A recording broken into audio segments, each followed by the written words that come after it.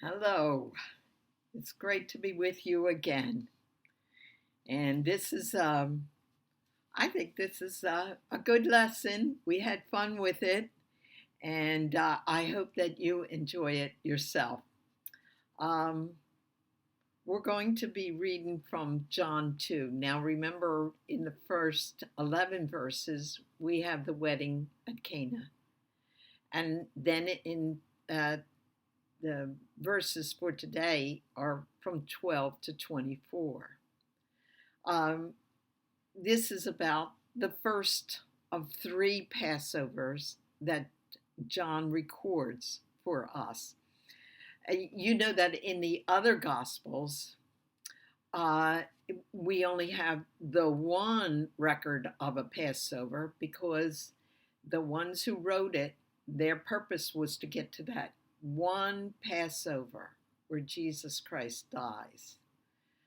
And that's the important element. So they don't record Jesus going to Jerusalem two other times that John does. But John wants us to see three Passovers. He likes threes. He wants us to see that. And that's the reason why we know that Jesus probably preached for close to 3 years. He goes through three Passovers. Okay? So this is the story of the first of the three Passovers. And it tells us in verse 13, the Passover of the Jews was at hand, and Jesus went up to Jerusalem. I just want to stop here because a lot of times we see those words going up to Jerusalem, even if they're coming from the north down south to get to Jerusalem, they're still going up to Jerusalem because Jerusalem is on a hilltop and you have to go up. In the temple, he found those who were selling oxen and sheep and pigeons and the money changers sitting there. And making a whip of cords, he drove them all out of the temple with the sheep and oxen. And he poured out the coins of the money changers and overturned their tables. And he spoke to those who sold the pigeons. Jesus says, "Take these things away. Do not make my Father's house a house of trade." John's record of this happening in his right, Jesus is not concerned about whether or not they were charging excess money or they were cheating the people.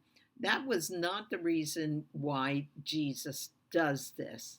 The reason given and the problem was that their presence in the temple. Now, a couple years before this exchanging of money and this buying and selling was all done outside the temple. In fact, it was outside of Jerusalem itself. If you go down outside Jerusalem, you go down the Kidron Valley and up to the Mount of Olives. You remember the Mount of Olives is where Jesus went to pray in Gethsemane. That's on the Mount of Olives. And so it was on that mount that for decades they had done the buying and selling and providing sheep and pigeons for the poor, and the sheep for those that were wealthier, because the people came from a distance. Most of them came from a distance, from all over the world, and they came. This was one of only 3 feast days where they had to come to Jerusalem.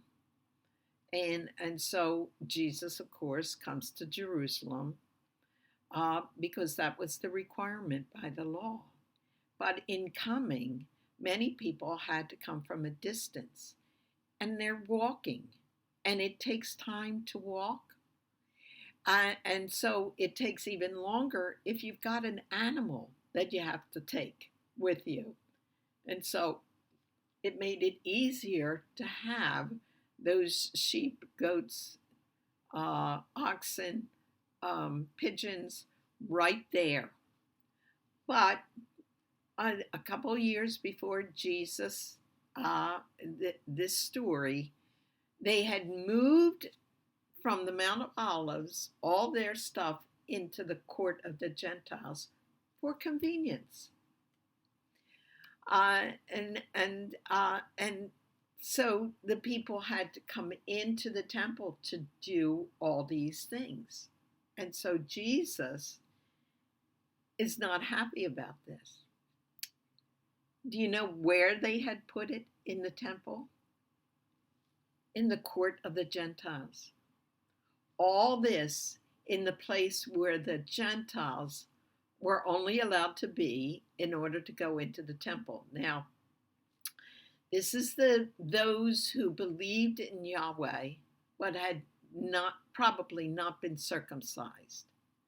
But they were only allowed in this area. Now, this wasn't always the case, but now it had become the case because the Jewish people had come to hate the Gentiles. The Gentiles were the ones who cast them into all parts of the world. They had taken over their land. Romans were in authority there. They were no better than servants to the Romans. And so they had a hatred. They even had a sign on the main part, the outside of the main part of the sanctuary that said, no Gentiles are allowed past this point. And so the Gentiles were relegated to this court, which shows you that they were willing to do anything to worship Yahweh. The Holy Spirit had worked in their lives so well that they were willing to come to the temple and even been shunned and segregated against in order to worship the one true God. But that was exactly where the money changers were, at least in one section of the court of the Gentiles. So Jesus is getting rid of them. Why? Because he says they had made his father's house into a house of trade. Do you see that play on words there? His father's house had now become a house of trade. So Jesus thought of the Gentile part of the temple as a part of his father's house.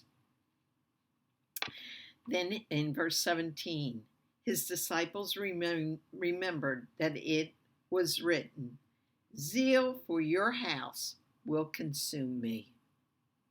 And this is from Psalm 69. Zeal for your house will consume me. And in Psalm 69 is a Davidic psalm. That means it was written by David. And it was also considered a messianic psalm. In other words, a psalm that relates to the Messiah. Let's go to Psalm 69 because Psalm 69, because John records 3 verses from Psalm 69 to tell us that these verses foretold what would happen to the Messiah. So Psalm 69, and it starts out really sadly in Psalm 69. And you can hear Jesus saying these words, because that's how we're supposed to read the psalm. Save me, O God, for the waters have threatened my life. I have sunk in deep mire, and there is no foothold. I have come into deep waters, and a flood overflows me. I am weary with my crying. My throat is parched. My eyes fail while I wait for God. Verse 4 is one of the verses that are going to be used by John to show that Jesus fulfilled what Psalm 69 is saying. And it says this in verse 4, those who hate me without a cause are more than the hairs on my head. And John quotes that when he's talking to his disciples in the upper room. Okay?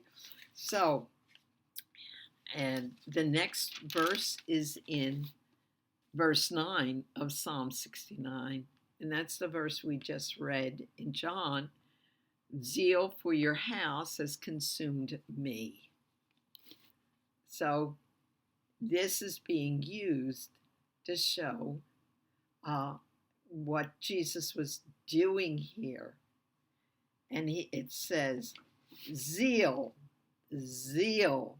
that Jesus had for his Father's house will consume me.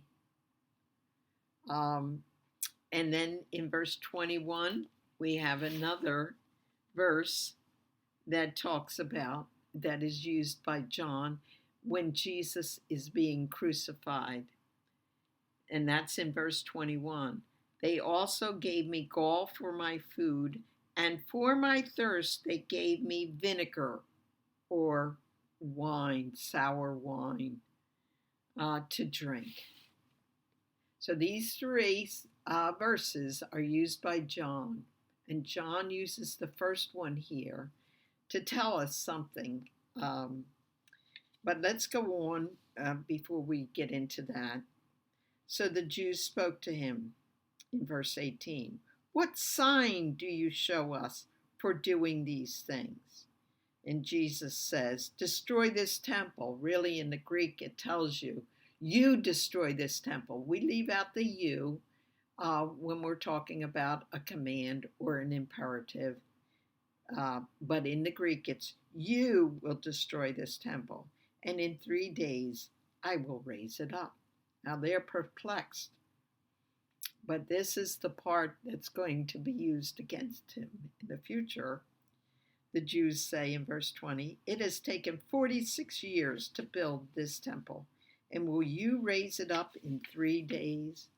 But Jesus was speaking about the temple of his body.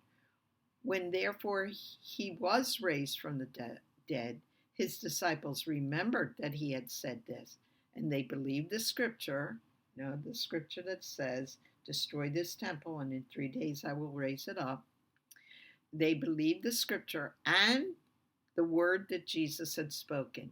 Jesus' explanation here. Okay, so we have this verse that says, zeal for your house will consume me. Now, the word consume is not that word that means to eat up, although it can mean devour in a bad way. It's being used in a bad way. It can be translated to destroy. Zeal for Yahweh's house will consume Jesus, is being said here, will lead to his death.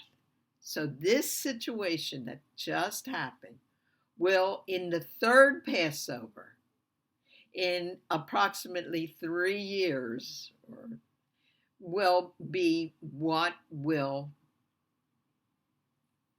destroy Jesus, will be the thing that will be used to put Jesus on the cross, to destroy him.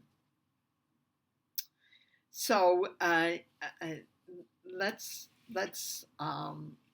look at it this way. What is happening here early in John's gospel is used to foretell Jesus' death. It will consume him. His zeal here in John 2, verses 12 to the end here, is going to be the thing that will cause Jesus to be put on the cross. Now, John is telling us that the zeal shown by Jesus in the temple in 2:12 to 14 is the major event that led to Jesus' death. Now we have corroboration of that. It's in Matthew. So let's go to Matthew. Matthew, go with me to 26, chapter 26 of Matthew.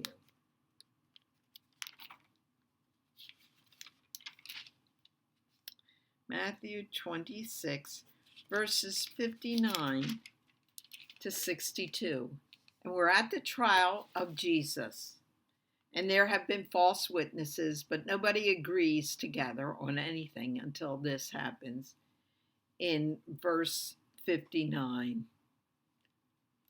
Now the chief priests and the whole council kept trying to obtain false testimony against Jesus so that they might put him to death. This is the trial of Jesus, and they want to put him to death.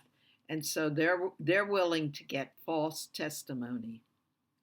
They did not find any, even though many false witnesses came forward. But later on, 2 came forward and said, "This man stated, 'I am able to destroy the temple of God and to rebuild it in 3 days.'" You see, what Jesus had said way back, about 3 years before, 2 to 3 years before, is going to be used against him, because zeal for for his Father's house will destroy Jesus. So that incident is remembered by these people all that time, and that's what is being used against Jesus. So that the high priest stood up and said to him, "Do you not answer?" He's angry. You're not even answering these 2 men. What those 2 men had done was twist God's words around, Jesus' words around, hadn't they? Because Jesus didn't say, "You or I will destroy the temple." He said, "You destroy the temple, and in 3 days I will raise it up." So they twisted Jesus' words around to present an accusation, and that was false witnessing too, along with the others. Now look, it's said again when Jesus is on the cross. So go to chapter 27, verse 37. And it says this: at that time, 39, verses 39 to 41. "And those passing by," there's a lot of people passing by, because this is on, the Roman crucifixion was always on a main road into a city, so that people who were passing by, and there would be scads of people passing by to and fro, who would be seeing this and then being so afraid and horrified by it that they don't want that to happen to them, and perhaps that will keep them back from doing the wrong. So it says this: "And those passing by were hurling abuse at him, wagging their heads and saying, 'You who are going to destroy the temple and rebuild it in 3 days, save yourself.'" They're doing, this has gotten around. This has gotten around. They have been angry for all this time, and now they're crucifying him. Mark does the same thing. He says the same thing in his gospel, and he relates it in chapter 14. And go to chapter 14, verse 57. And this again is at his trial.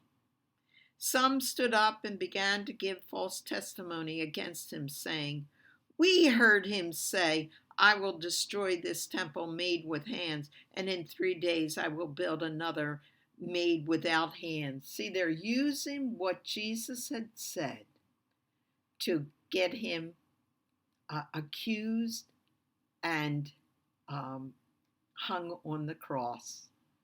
And that's exactly what that verse, "Zeal for your house will consume me, will devour, destroy, and bring me to death. And so Mark relates that as the accusation that where they were able to accuse him. And then look again, Mark brings that into at the crucifixion, 15 verse chapter 15 in Mark, verse 29 and 30. Those passing by, remember, people are passing by, were hurling abuse at him, wagging their heads and saying, "Ha! You who are going to destroy the temple and rebuild it in 3 days, save yourself and come down from the cross." So they're using what Jesus said and accusing him.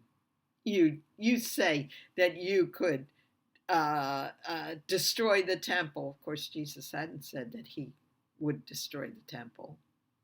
He said, "You destroy the temple. And you say that you can raise it up in 3 days, so why aren't you getting off that cross?"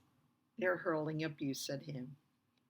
And they're bringing in the thing that Jesus had said at the first time he was at the temple at the Passover in the book of John.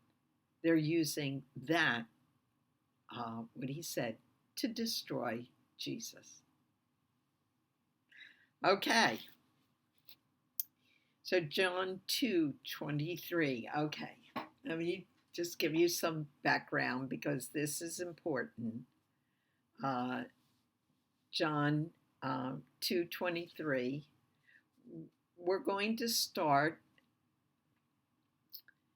explaining about Nicodemus. The big question is, did Nicodemus become a disciple of Jesus?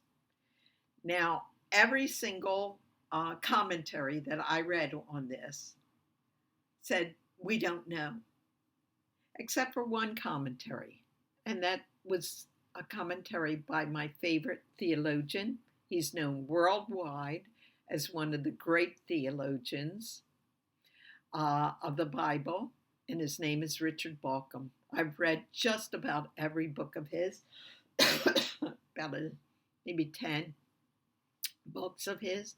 He is very dense, complicated, but I get through by reading every paragraph twice or 3 times. But his thing is that he believes that John is telling us that Nicodemus did become a disciple, And so let's look at Nicodemus' story right here. Now, the second thing I want to tell you is that the chapter divisions are not, the chapter divisions and the verse divisions are not inspired. They were put in during the Middle Ages. And so a lot of times the chapter divisions are really not in a good place. My teacher in seminary used to laugh and say that the chapter divisions were done in the Middle Ages by a monk. And that's true. It was by a monk who was on a dark and stormy night was riding a donkey and putting in the chapter divisions then. Of course, that's a silly story, but it tells you how weird sometimes the chapter and verses are cut apart. This is all one story.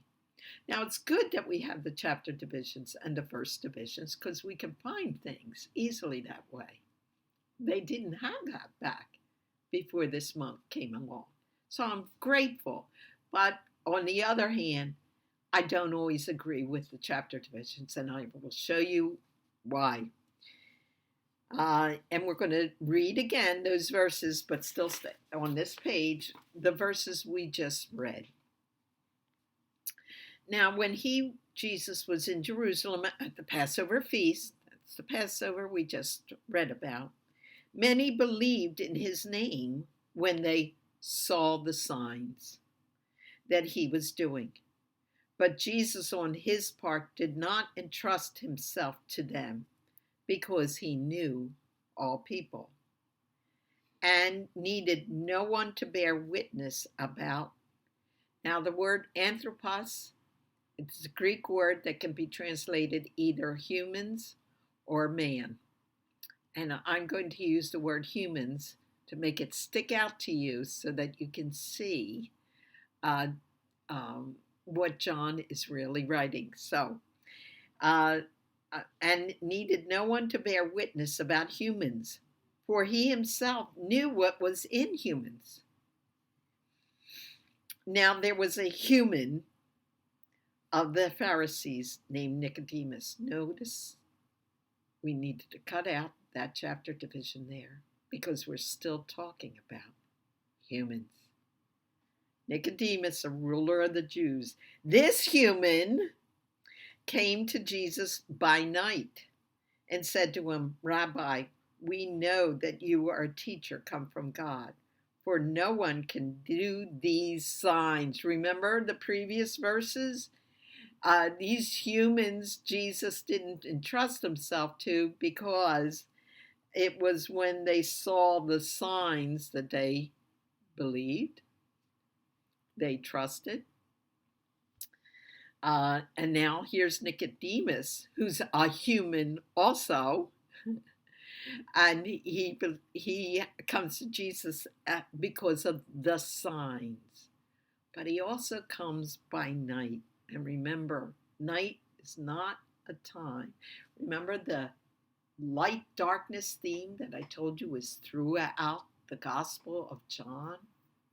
And so by saying Nicodemus came by night, he's not saying Nicodemus was afraid to come in the daylight, or Nicodemus knew that this was a good time to come to Jesus because he wasn't doing signs anymore and people had gone home and Nicodemus could have, there's all kinds of reasons people give.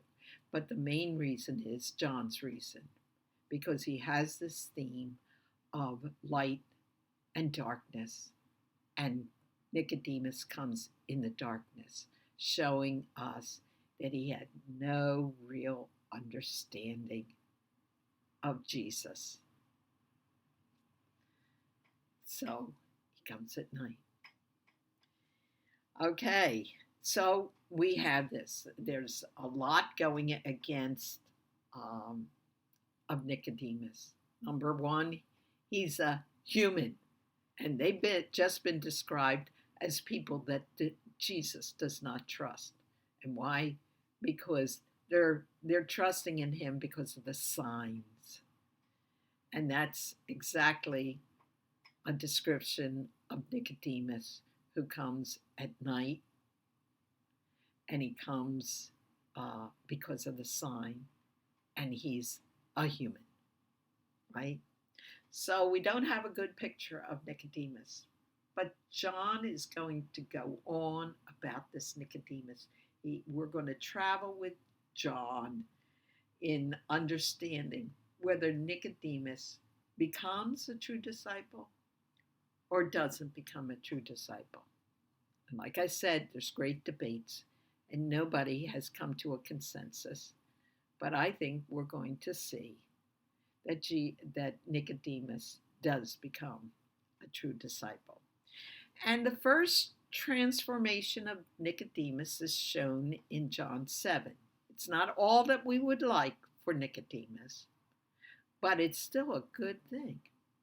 And in these verses 50 and 51, Nicodemus, who had gone to Jesus before, so he's reminding us, this is that Nicodemus spoken of in chapter 3, who had gone to Jesus before, and who was one of the Pharisees, we're told that again, said to the Pharisees. Now the Pharisees are talking about Jesus, and they're talking about the fact that Jesus ought to die. And so they're condemning him before he even has a trial. And so Nicodemus says this: does our law judge a man without first giving him a hearing and learning what he does? So, of all the Pharisees around him, and there are an exorbitant amount of Pharisees there discussing Jesus, he's the only one who defends Jesus by saying, wait a second, you need to have a trial, a hearing, before you condemn him. Now, you might think he could have said more. He could have even said he was a disciple and he really believed what Jesus was doing. Could have. But he doesn't. But he does do this. Now, I don't know about you, but I'm a coward. And when everybody's saying yes, I don't want to be the lone one saying no. Or if everybody's saying no, I don't want to be the lone one saying yes. I'm a coward. But here's Nicodemus saying no when they are all saying yes. And they even after that, they shut him down. Then, so we see this slow, change. Let's go to John 19:38, the bottom part here. After these things, Joseph of Arimathea, who was a disciple of Jesus, but secretly for fear of the Jews. So up to this point, he's been a disciple secretly. But all that's going to change because there's no secrecy in what Joseph of Arimathea finally does. It's not going to be in secret. You'll see that as we go along. He asked Pilate that he might take away the body of Jesus, and Pilate gave him permission. Now, to go before Pilate, who has all his officers surrounding him, all his people there, he has to go before Pilate in front of everybody and ask for Jesus' body. And Pilate gives him. So you know that this is going to be made known, that somebody, a Pharisee, Joseph goes and asks. Now Joseph and Nicodemus are very rich. Let me tell you that, okay, right now. And we'll see why. So Joseph came and took away his body. Nicodemus, who earlier had come to Jesus by night, he's reminding us again that he came by night before. Why? Came bringing a mixture of myrrh and aloes, about 75 pounds in weight. Now think about that. 75 pounds in weight. Who's carrying all this? Who do they need? They need servants to carry all this. Now, he's doing it in light, in the daytime, because look at what it says in Deuteronomy. And this is why he and Joseph were doing this, because of the law in Deuteronomy chapter 21. Chapter 21, verses 22 and 23. Deuteronomy 21, verses 22 and 23. And 22 says, if a man has committed a sin worthy of death, and he is put to death, and you hang him on a tree. Peter tells us that Jesus was hung on a tree because the wood of the cross is from a tree. His corpse shall not hang all night. So he's not allowed. They're not allowed to keep him hung up at nighttime. But you shall surely bury him on the same day so that you do not defile your land which the Lord your God gives you as an inheritance. To leave it till nighttime is not acceptable to God. It had to be taken down in the day. A corpse that was hung. And here we have, we know that Jesus was hung on the cross in the died on the cross in the 3rd hour. And the 6th hour was when they had to have it down. So in that 3-hour period, it was light. And Joseph and Nicodemus are doing this in the light before the day of preparation, which started at 6 p.m. So now Nicodemus, who first came by night, is now coming by day. So that's our first thing. Also, Nicodemus is bringing 75 pounds worth of perfume and a mixture of myrrh and aloes that was to be used for Jesus. So who's carrying this? The servants. So we have an entourage, don't we? We have Joseph and we have Nicodemus, both rich, both have servants. They got their servants to carry 75 pounds worth of perfume. Watch. So they took the body of Jesus and bound it in linen. So they even have linen. Linen was reserved for the rich. It was reserved for priests. And they're going to put Jesus' bloody body in linen cloths. They are doing a phenomenal thing. Nicodemus is bringing the perfume and the linens. Now, how are they going to get that body down from the cross? Here's 2 men who are rich. And how are they going to get this body down from the cross? The Romans aren't going to help them. They don't want to touch the bodies. They want the bodies to stay there for weeks, for months, till they're picked apart by birds. Here is Joseph and Nicodemus coming. They need servants to help them take the body down from the cross and to bind him up for burial. And they even find a burial place, which in the other Gospels tells us it was Joseph's cave burial place that he was going to be buried in. They have to quickly find a burial place, so they quickly go to Joseph's that's nearby because they have to do it in the light. And they wrap him in a new tomb, which no one had yet laid.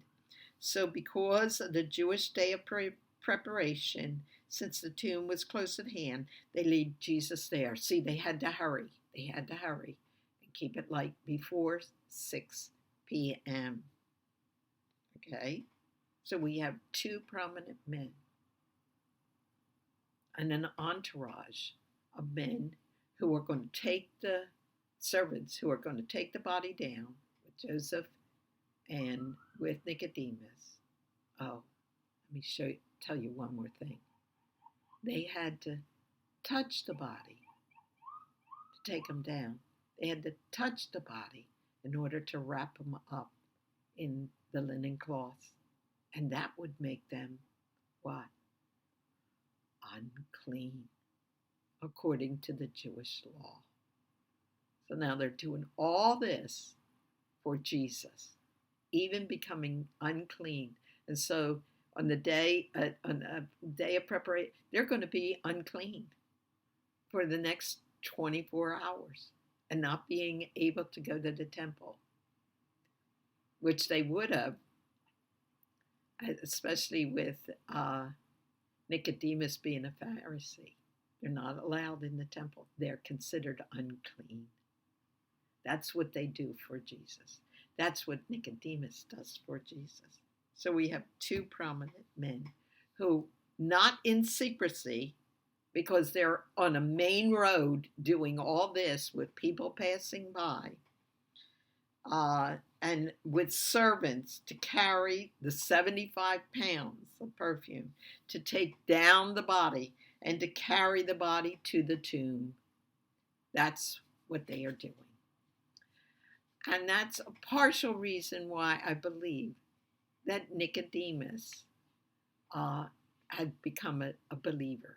But I have one more clue, and so that's on the next page. John 12 and John 19. Okay, John 12. 6 days before the Passover, where Jesus is crucified. So we're ahead of Passover by 6 days. Jesus therefore came to Bethany, which is right across from Jerusalem. So he's nearby Jerusalem for the Passover. He comes to Bethany and he's staying at Lazarus, Mary, and Martha's place. Where Lazarus was, whom Jesus had raised from the dead. So they gave a dinner for him there. Martha served, and Lazarus was one of those reclining with him at the table. Now, he's not sitting on a chair at a high table. No, they didn't do that back then. They reclined at a very low table, like about this high from the ground, or it could have even been a rug that they ate off of.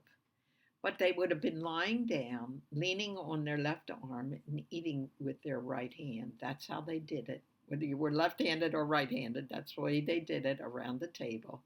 And therefore, Jesus' feet are not under the table in front of the chairs.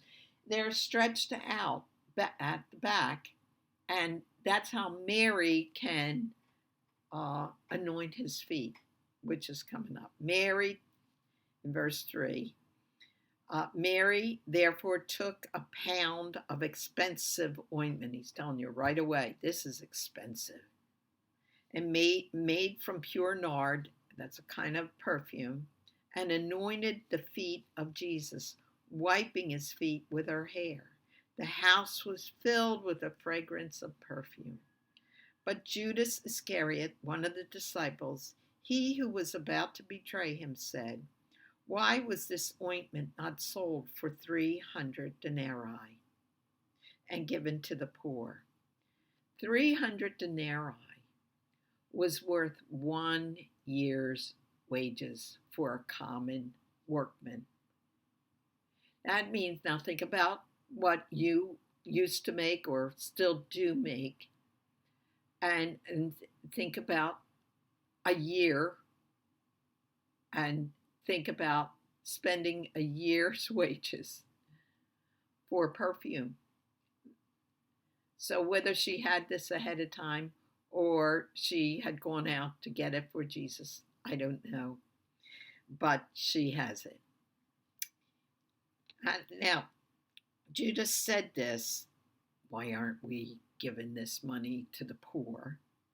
Not because he cared about the poor, but because he was a thief, and having charge of the money bag, he used to help himself to what was put into it. And Jesus said, now watch this, "Leave her alone, so that she may keep it for the day of my burial." So why was she doing this? For Jesus' burial. She brought expensive perfume and poured it on Jesus' feet 6 days before the Passover, before the crucifixion. "For the poor you always have with you, but you do not always have me." Mary proved herself to be a believer who was a disciple of Jesus in what she did. Then chapter 19, across the way. After these things, we've just read this, but I want you to read it with renewed information.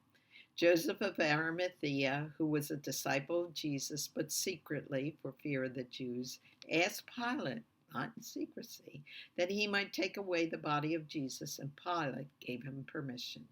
So he came and took away his body, because that's what the law said to do.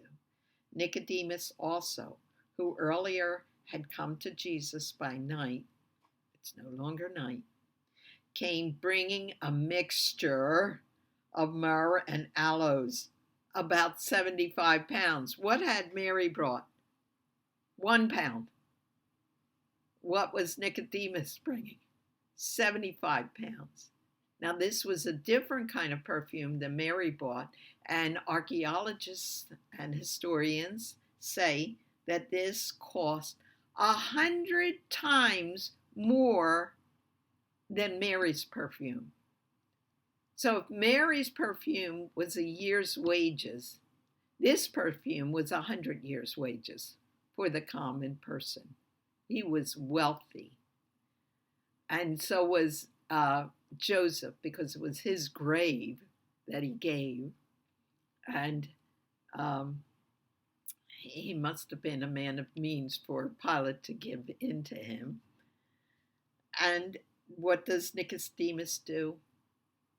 Well, he brings 75 pounds of perfume. Why? So they took the body of Jesus and bound it in the linen with the spices, as is the burial custom of the Jews.